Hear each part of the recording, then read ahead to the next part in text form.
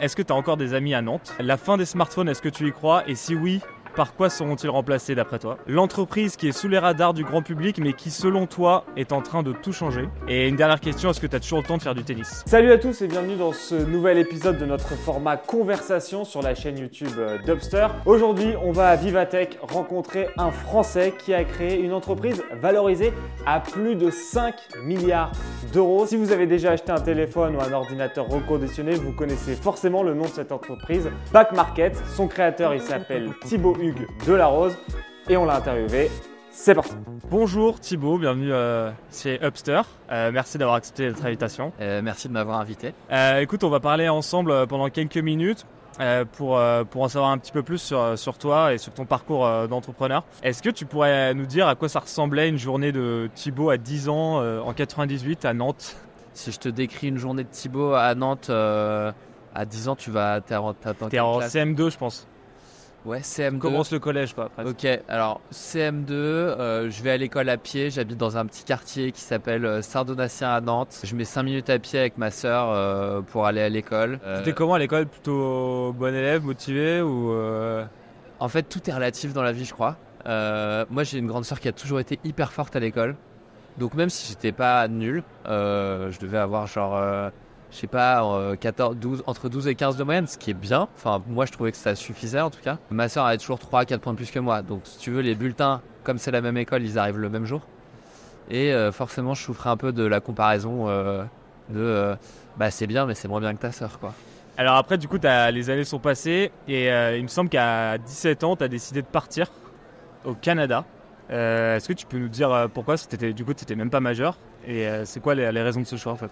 Parce que j'étais installé dans une vie nantaise qui était extraordinaire. J'avais mon petit scooter, j'avais ma bande de potes, très installés, tennis, foot, soirée. Voilà.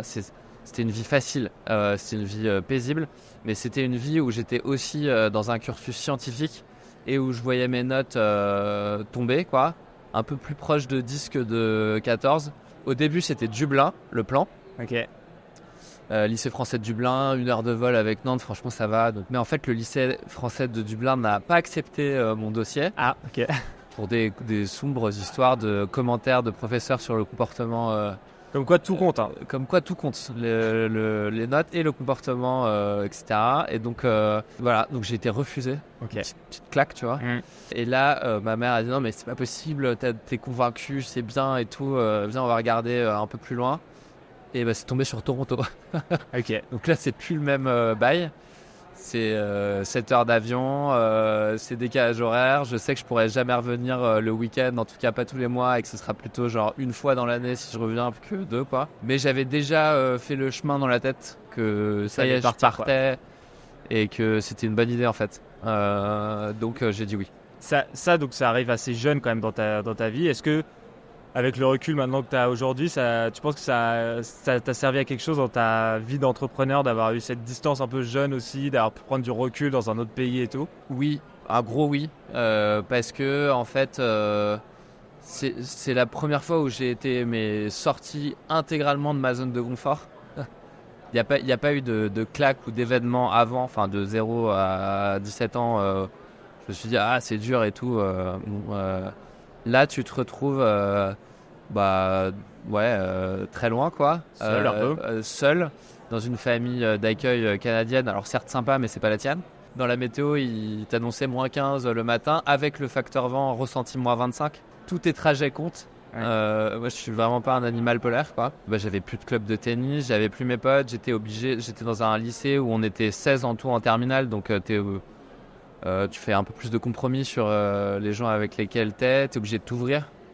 On était 15-16 dans la classe et on était 3 Français. Donc énorme sortie de ma zone de confort, hyper dur, je me souviens à certains moments, mais en même temps c'est ce qui m'a forgé aussi. C'est-à-dire que je me souviens très bien être revenu après 1 an à Toronto, à Nantes, et rien n'avait changé. C'est le premier truc que je me suis dit. Genre, mes potes c'est les mêmes. Ouais. Toi par contre t'avais changé. Et moi j'ai vécu des trucs de fou. J'ai appris à parler anglais, j'ai des potes qui viennent de partout dans le monde, J'ai réussi à m'intégrer dans un milieu social, dans un environnement qui n'était pas du tout le mien, où j'ai appris des codes qui n'étaient pas les miens. Truc tout bête, mais t'as pas le droit de boire de l'alcool au Canada, en Ontario, avant 19 ans. En France, légalement, c'est peut-être 16 ou 18, je sais plus, mais en gros, mon grand-père, enfin voilà, tu bois un petit coup de rouge à table assez tôt, quoi. Ouais. Donc, tout était différent, voilà. Donc ça m'a fait du bien, je pense. Et du coup, on va griller un peu les étapes. Mais après, donc, tu fais des études à Lille. C'était à l'EDEC, du coup, j'imagine ou... À l'IESEG. À l'IESEG, ok, pardon. Donc, à l'IESEG, tu commences dans une boîte qui est une marketplace. Et pendant ce job-là, tu fais une visite dans une usine à Brive, en Corrèze. Et là, tu as un choc. Est-ce que tu peux nous raconter un peu cette journée? Est-ce que tu te souviens, tu as des souvenirs un peu de... Je me souviens très bien. Déjà, j'avais pas envie d'y aller. Parce que Paris, faut se remettre dans le contexte. Paris, premier job, j'ai 23 ans. J'ai tous mes amis à Paris. Mais moi, j'ai un déplacement à Brive-la-Gaillarde. Donc, ça dure 5h40 de train pour y aller. Et donc... C'est pas du TGV en plus. Je connais la ligne.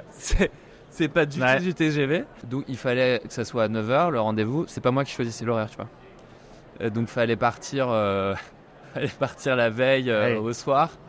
Tu te retrouves dans un hôtel qu'est-ce qu'il est, quoi, sans grande prétention, très sympa et tout, mais bon, voilà. Donc, c'était une tannée d'y aller. Et donc, c'était tellement une tannée que le choc positif a été encore plus fort. C'est-à-dire que le lendemain, rendez-vous, ah bah tiens, on va te montrer les opérations. Donc, mec hyper sympa qui me reçoit. Et là, j'hallucine. Et en fait, décris-nous, en fait, c'est une usine du coup de reconditionnement, c'est ça En fait, c'est une usine de reconditionnement de smartphones qui, à l'époque, en fait, récupérait tous les produits que Orange, l'opérateur Orange, récupérait de ses abonnés. Et ces milliers de pièces, elles arrivaient à Brive-la-Gaillarde. Et donc, j'arrive, déjà, dans ma tête, c'était un petit truc. Parce que les téléphones, ça prend pas beaucoup de place. En fait, l'usine, elle était énorme. J'ai pas envie de dire de bêtises, mais c'est, tu vois, plusieurs milliers de mètres carrés d'usine. Avec tout de suite des batchs donc, de téléphones remplis. Mais t'as des téléphones remplis d'iPhone, parfois des trucs parfaits, parfois des écrans cassés. Parfois des très vieux produits, type des vieux Nokia 3210, tu vois. Ouais, parce qu'on est en quelle année là? Tu te rappelles un petit peu? On est en 2011. Ok. Donc le smartphone, il a 5 ans, quoi.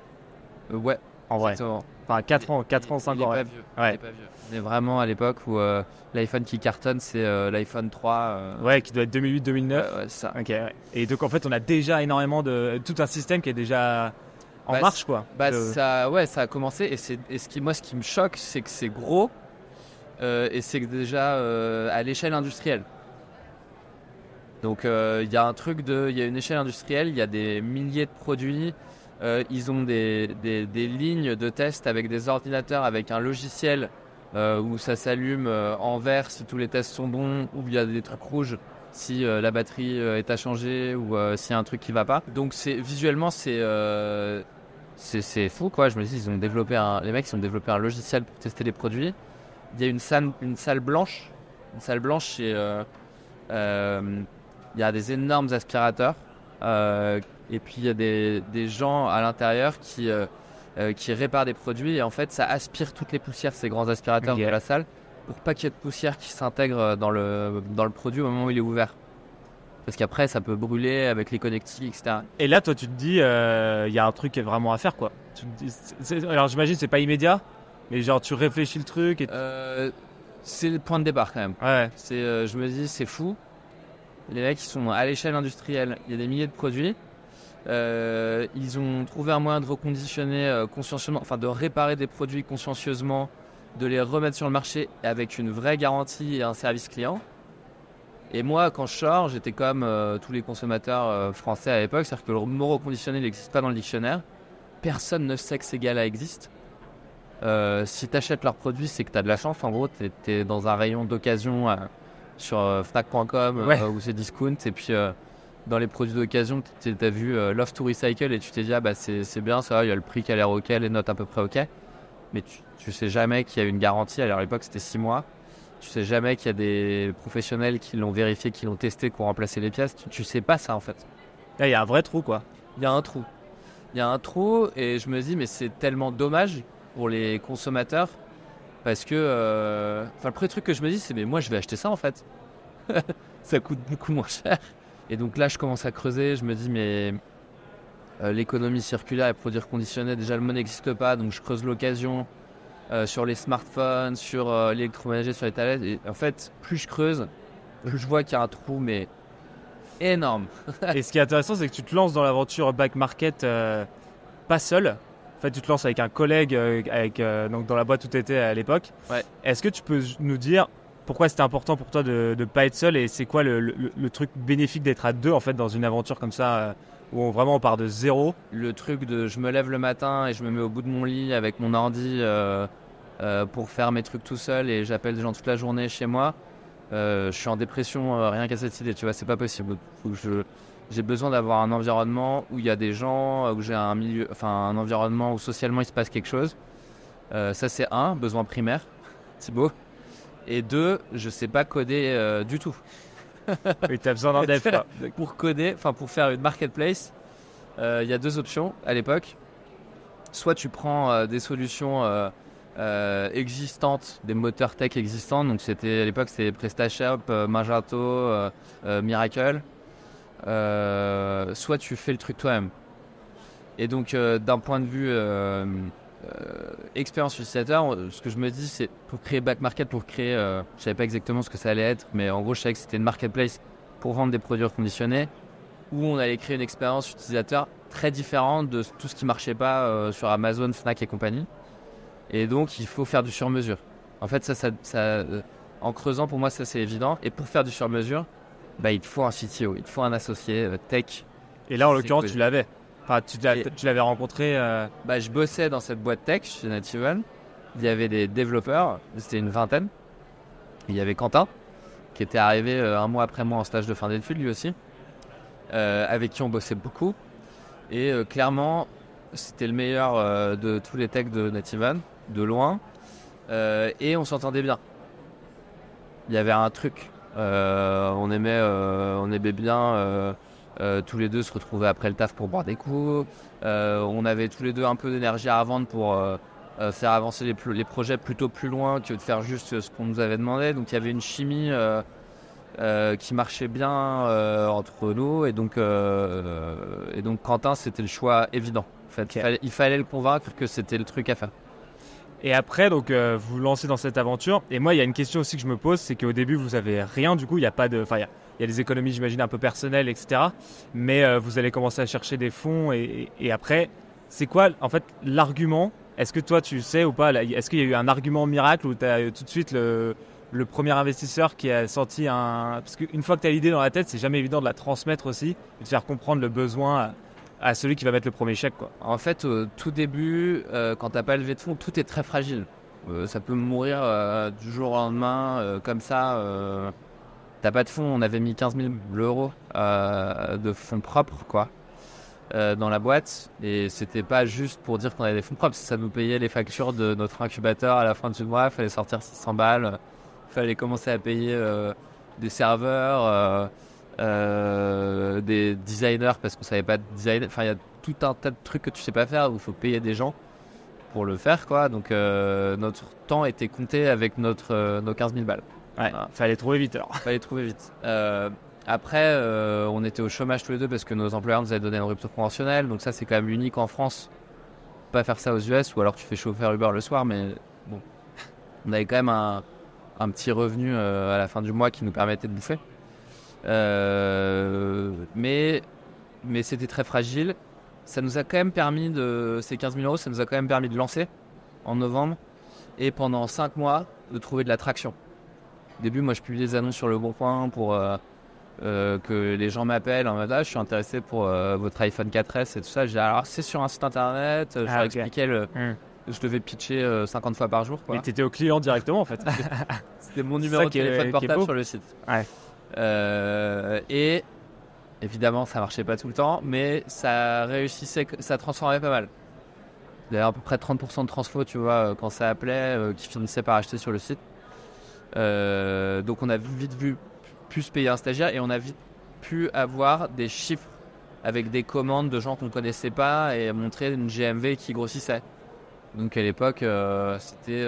Moi j'ai eu que, en vrai ça part très vite parce que première année c'est 3 millions de volume d'affaires, Ouais. Deuxième année 30 millions, Ouais. donc tu arrives à garder la tête froide. Là en plus t'es que sur le marché français. Oui. Est-ce que tu te dis avec tes associés comment on fait la deuxième marche, tu vois, c'est quoi il y a un moment, comment on garde la tête froide pour aller encore plus loin?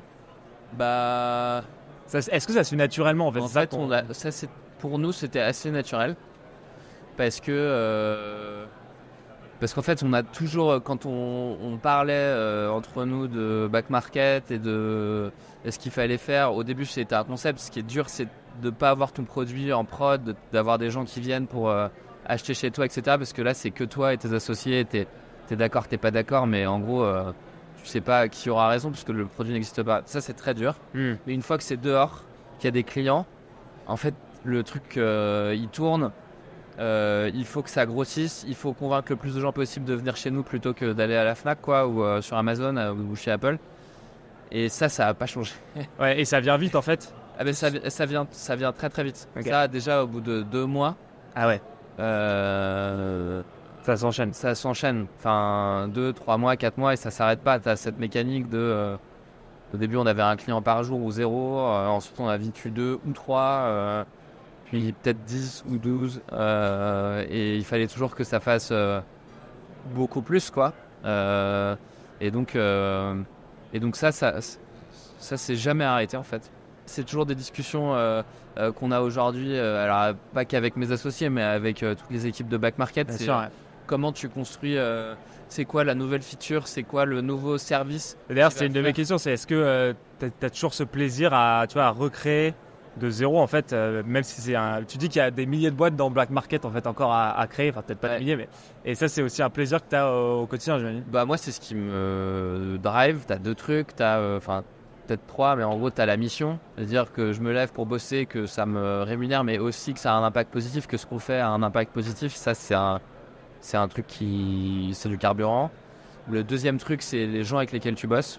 En fait, je pense que si j'avais la mission et le drive business, mais que les gens qui étaient chez Back Market n'étaient pas des gens avec lesquels j'ai envie de me retrouver, à un moment, Ah, ça fait tout, ouais. tu vois, t'arrêtes. Je crois qu'il y a une stat, 75% des gens changent de boîte parce qu'ils en ont marre de leur manager ou de leur équipe, tu vois. Pas parce qu'ils sont mal payés ou Ouais. c'est vraiment 3 quarts des gens ils se barrent parce qu'ils en ont marre quoi, des gens avec lesquels ils bossent. Donc je pense que c'est pareil quand t'es fondateur. Cet avantage c'est quand même que tu choisis et que tu bosses. Bien sûr. Et derrière de pouvoir construire des nouvelles features, construire des services qui vont être utiles et qui vont pouvoir convaincre plus de gens de plus acheter du neuf et d'acheter du reconditionné.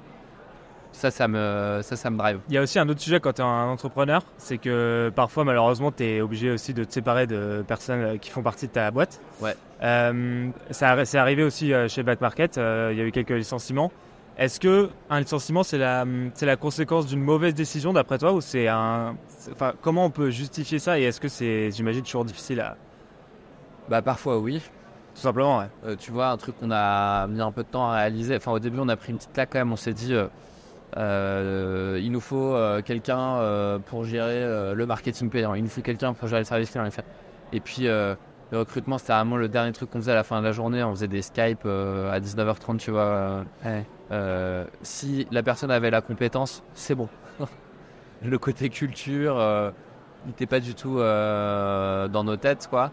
Et là, on a pris des bonnes baffes. On s'est dit, mais en fait, cette personne, genre, on avait un mec qui voulait pas parler aux autres, il était développeur back-end, et il voulait pas parler aux gens qui faisaient du business parce que ça le dérangeait, il fallait le laisser tranquille et tout ça. Bon, bah, pourquoi pas, tu vois, mais en fait, nous, c'était pas comme ça qu'on bossait. Donc, le côté, tu peux te tromper, c'est de ta faute. Si t'as pas fait attention au fit culturel, pour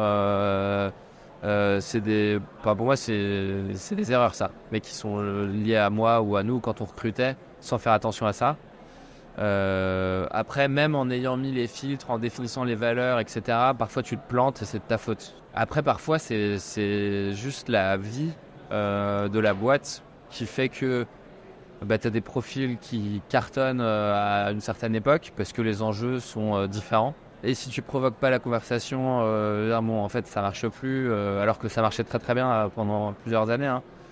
Faut juste se le dire, en fait, c'est pas très grave. C'est-à-dire que je pense qu'on a un peu grandi aussi avec les années. On dramatisait énormément la séparation avec des personnes, parce que ça fait jamais plaisir de se séparer de personnes avec qui tu t'entends bien. Mais en fait, parfois, c'est nécessaire pour la boîte parce que la phase, les enjeux ont changé. Il faut se le dire et il faut un peu, faut le faire bien, mais il faut pas le dramatiser. C'est pas un mariage. Oui. Tu vois, quand Union tu recrutes civile. quelqu'un, tu te dis pas on va mourir ensemble. Ouais, bien sûr. Comment on gère une image de marque sur une marque comme Back Market? Est-ce qu'il faut mieux renvoyer un iPhone qui était défectueux ou laisser un mauvais commentaire sur le site? Tu vois, je te fais une image un peu comme ça. Comment on gère cette image de marque au quotidien en fait? C'est un questionnement que vous avez tous les jours? C'est un questionnement qu'on a tous les jours. En fait, la question, c'est qu'est-ce que tu veux être dans la vie des gens. Et nous, ce qu'on veut être, ce qu'on a choisi d'être, c'est l'option numéro 1 qui va challenger le neuf. C'est-à-dire que je vais acheter un produit tech, j'achète reconditionné, j'achète plus neuf. Et pour arriver à ça, il faut être obsédé par créer une meilleure expérience pour les citoyens, pour les consommateurs. Les gens vont pas faire de compromis. Ouais. Ça, j'y crois pas, en fait. Et donc, ça veut dire quoi? Ça veut dire qu'il faut avoir le bon niveau de service, qui se disent, bon, ok, c'est beaucoup moins cher. Ok, le niveau de garantie, il est bien. Ok, j'ai des bonnes assurances. Ok, maintenant, j'ai des subventions que j'avais avant chez les opérateurs mobiles qui existaient que sur le neuf. Maintenant, elles existent aussi sur Back Market. Ok, s'il y a un problème, en fait, ça va être super vite résolu et ça va pas durer une plombe et je vais pas me faire enfler. Voilà, c'est pas où, c'est et. Ouais. Et il faut vraiment. Et toi, tu apprends aussi dans ce processus de votre côté. Vous apprenez aussi, j'imagine, parce que forcément. T'apprends tout le temps. Mais ce qu'il faut pas lâcher, c'est cette envie cette obsession de vouloir faire mieux que le neuf. Si on garde pas cette ambition, on va rater une marche et on n'arrivera pas à nos fins. Alors, les petites dernières questions que je t'avais posées au début, je sais pas si tu t'en souviens. Est-ce que tu as encore des amis à Nantes? J'ai encore pas mal d'amis à Nantes. Je saurais pas te dire combien, mais je dirais entre 5 et 10, tu vois. La fin des smartphones, est-ce que tu y crois? Pas trop, peut-être qu'on trouvera un autre nom pour smartphone. Mais a priori, il y aura toujours besoin de communiquer entre nous. Je vois pas le moment où on repasse à l'âge de pierre, en mode viens, on va s'envoyer des lettres ou... Bah, c'est plutôt sur une option de remplacement type casque VR ou lunettes. Ah non, pas du tout. Ok, pas du tout. Ok. Peut-être ce sera tes lunettes seront ton nouveau smartphone, ça peut-être, mais en gros, de rester connecté avec les gens au travail et dans la vie perso, je pense que ça va rester. L'entreprise qui est sous les radars du grand public et qui, selon toi, peut tout changer? La vie. Tu parles de nourriture. Je parle d'alternatives à la consommation de nourriture qui demande de l'agriculture intensive, qui crée beaucoup d'émissions de carbone et de waste. Ça n'a aucun sens. Et la vie propose des Et produits. eux, ils sont trop forts Ouais. parce qu'ils ont créé une alternative qui fonctionne, c'est bon. Donc ils ne te demandent pas de manger un truc qui est pas bon pour faire mieux. Et moi, c'est ce genre de solution, c'est ce qu'on essaye de faire avec Back Market, mais sur la nourriture, je pense qu'ils ont craqué un truc qu'il faut qu'il soit répliqué à l'échelle. Ok. Est-ce que tu as toujours le temps de jouer au tennis? Jamais assez. J'arrive à jouer peut-être 2 fois par semaine. Quand je suis pas en voyage, j'aimerais bien jouer tous les jours. Juste le nom, moi, ça m'intéresse toujours, les noms de boîtes. Comment vous avez trouvé Back Market et pourquoi vous avez choisi ce nom-là? Back Market, donc c'est 100% du crédit qui va à Vianney, mon associé cofondateur. Au début, la boîte, on l'appelait Jung, J-U-N-G, ça veut dire jeunesse en allemand. Et ça a été codé comme ça, d'ailleurs c'est toujours le nom juridique de la boîte. Et 3 semaines avant de lancer, il y a un avocat en propriété intellectuelle qu'on a consulté parce qu'il y avait un mec en Alsace qui vendait de l'électroménager qui s'appelait Jung. Ah ouais. Son magasin s'appelait Jung. Et il nous a dit franchement, si vous attaque, il va gagner, il a raison. À 3 semaines? À 3 semaines du lancement. Ah ouais. Et donc là, fort de cette réponse, quoi, on s'est dit il faut trouver un autre nom. Et Vianney, franchement, le lendemain matin, il est revenu avec une presse en disant ça va s'appeler Back Market et je pense que c'est mieux. Ah ok. parce que marché parallèle, parce qu'on va challenger le statu quo. Anglais aussi, donc facilement. Ça se raconte. Ouais, Jung, ça pouvait marcher aussi, mais ça explique un peu tout seul ce que tu fais aussi. C'est un back, le marché des retours. Market, c'est un marché. Jung, bon courage. En plus, il y avait un J tréma, donc ça aurait été impossible référencement naturel. C'est une lettre qui n'existe pas. Donc en fait, franchement, c'était un signe. C'était vraiment illumination, quoi. Ok. Illumination. Bravo à lui en tout cas. Ouais, bravo à lui. Merci beaucoup Thibaut d'avoir pris quelques minutes pour Upster et j'espère à très vite. Merci à vous.